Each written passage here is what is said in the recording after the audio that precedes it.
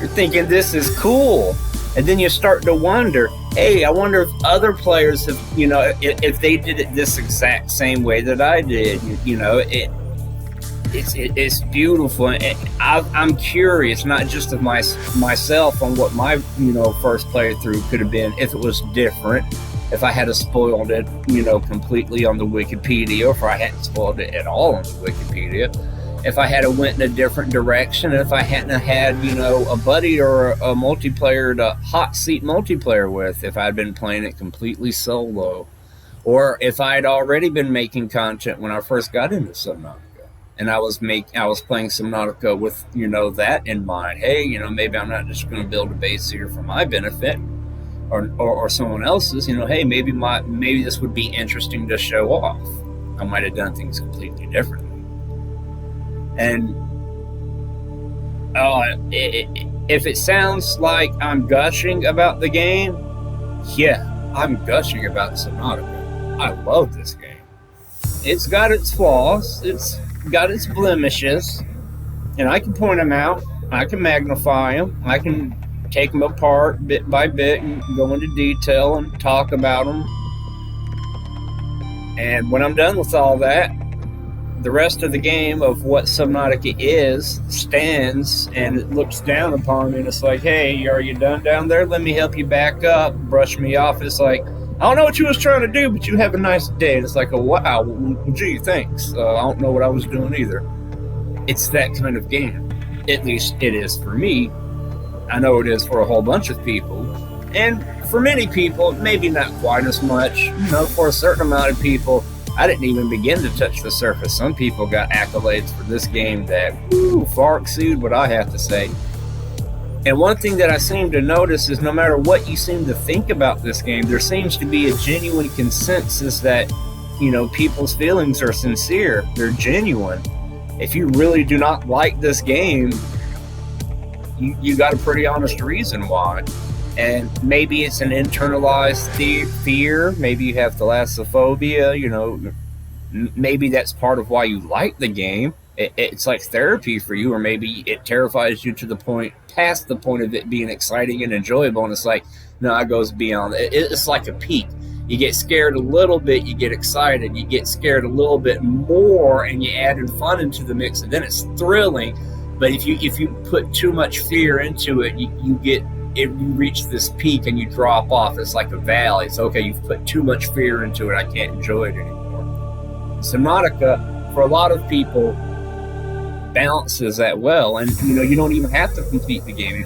If you can't get down to a certain point, that's fine. You can survive and play around in the shallows, and I don't know, maybe check out a let's play of some doofus playing the game online and doing the things that you wasn't doing or didn't want to do. It's like, well, hey, let me check that out. You can do that. And if you don't like the story for Subnautica, that's fine. I'll go into this in a separate video, a Subnautica Let's Talk. There is a beautiful artistry.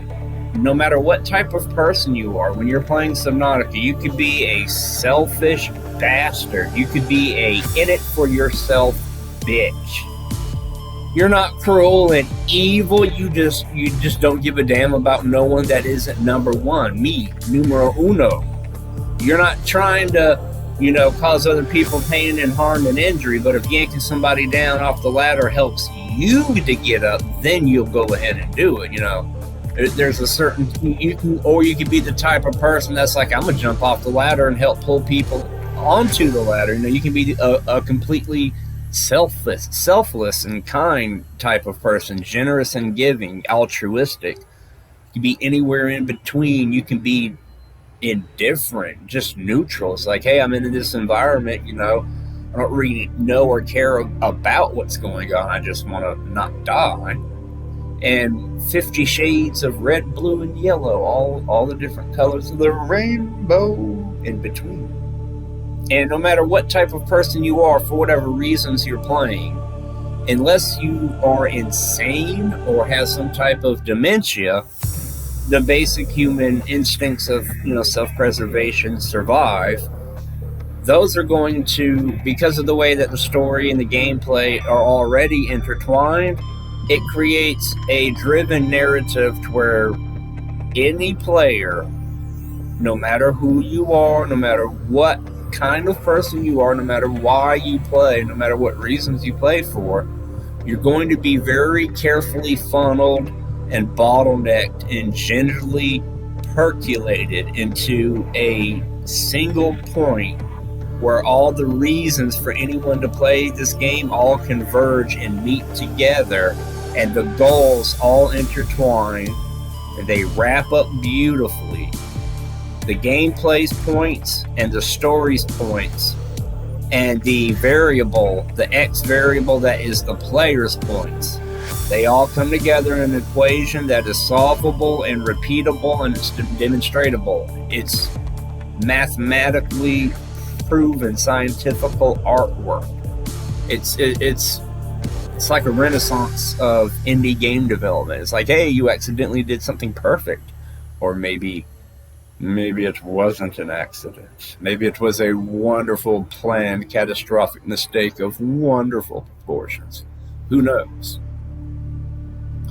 But this game, for whatever reason and however state that it finds you or you find it, it's going to be worth it. It's going to make you feel.